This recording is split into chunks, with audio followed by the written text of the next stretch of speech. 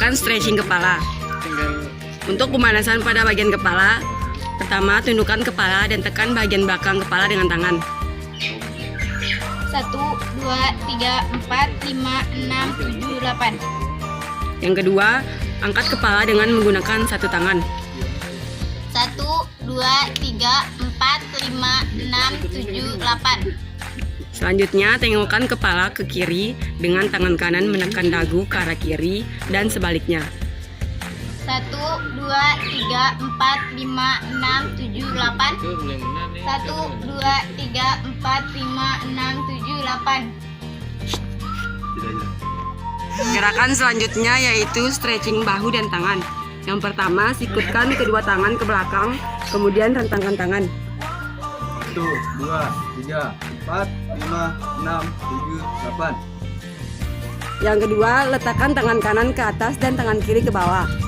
1, 2, 3, 4, 5, 6, 7, 8.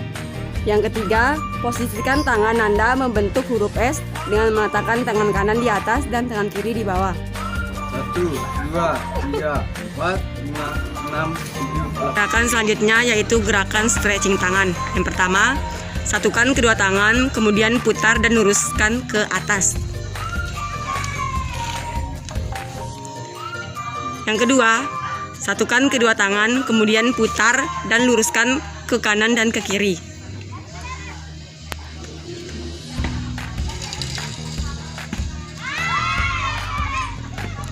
Yang ketiga, satukan kedua tangan, kemudian putar dan luruskan ke depan dan ke belakang.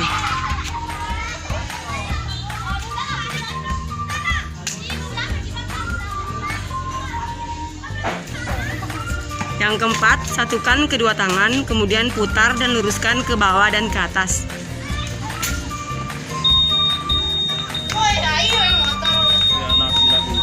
Nggak kunci deh nih. Gerakan ketiga yaitu gerakan stretching pinggul. Langkah pertama pada pemanasan bagian pinggul adalah buka kaki selebar bahu dan posisikan telapak kaki Anda sejajar.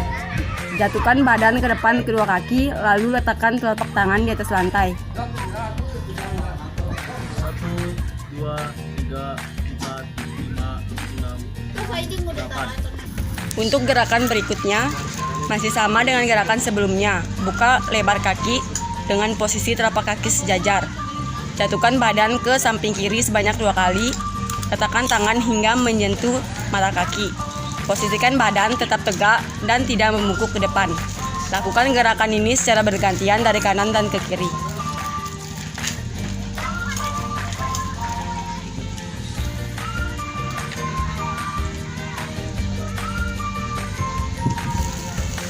Keempat, yaitu gerakan stretching kaki. Angkat lutut kaki kanan ke depan, belakang, dan tekuk horizontal ke 8 dengan hitungan 1 kali 8. 1,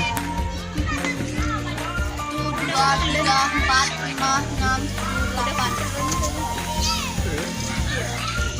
1, 2, 3, 4, 5, 6, 7, 8. 1, 2, 3, 4, 5, 6, 7, 8.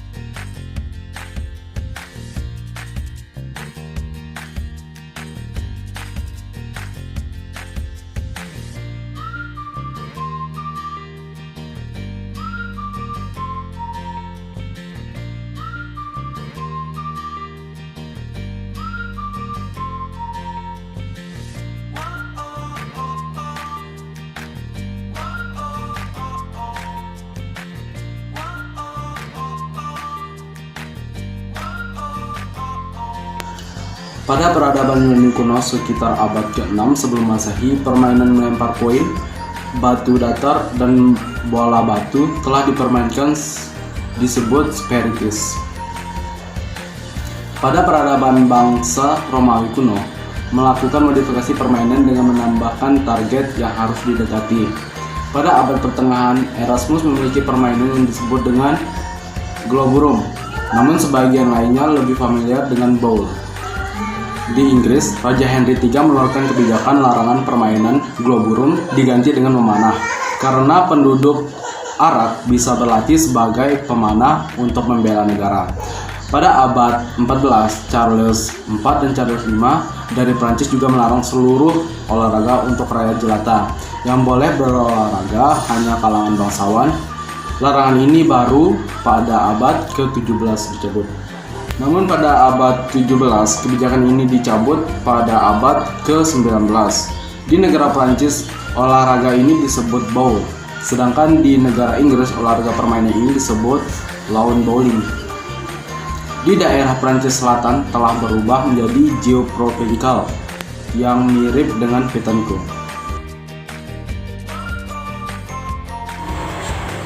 Di dalam olahraga pentakue terdapat dua teknik permainannya, yaitu lemparan untuk menuju titik sasaran dan lemparan untuk menembak.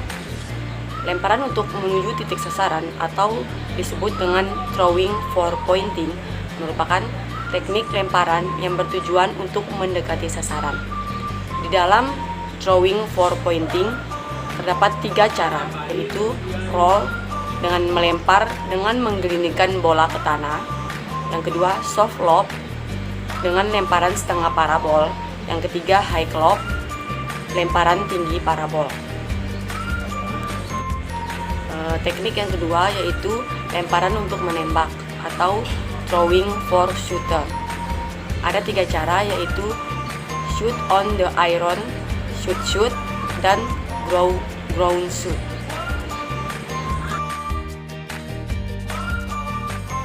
Assalamualaikum warahmatullahi wabarakatuh. Saya Irina Priyanugra akan menjelaskan tentang permainan petang. Yang pertama, permainan ini dilakukan sebanyak 1 lawan 1, 2 lawan 2, dan 3 lawan 3. Permainan dilakukan dengan 1 lawan 1 dan 2 lawan 2 akan diberikan 3 bosi atau bola besar, sedangkan permainan yang dilakukan dengan 3 lawan 3 akan diberikan 2 bosi atau bola besar yang untuk dilempar. Yang kedua diawali dengan toss. Toss ini bertujuan menentukan pemain mana yang lebih duluan untuk melempar buki ke dalam lingkaran yang disimpan pada salah satu sisi lain lapangan. Yang ketiga, melempar bosi sedekat mungkin ke boki yang telah dilempar tadi. Yang keempat, regu bosi atau bola besar yang jauh dari boki akan diberi kesempatan untuk bermain kembali sampai bosi yang dilempar akan lebih dekat dibanding regu lain ke boki. Yang kelima, nilai maksimum atau skor maksimum yang didapatkan nanti harus mencapai 13. Regu mana yang dapat terlebih dahulu mencapai poin 13, regu itulah yang akan memenangkan pertandingan permainan petang tersebut.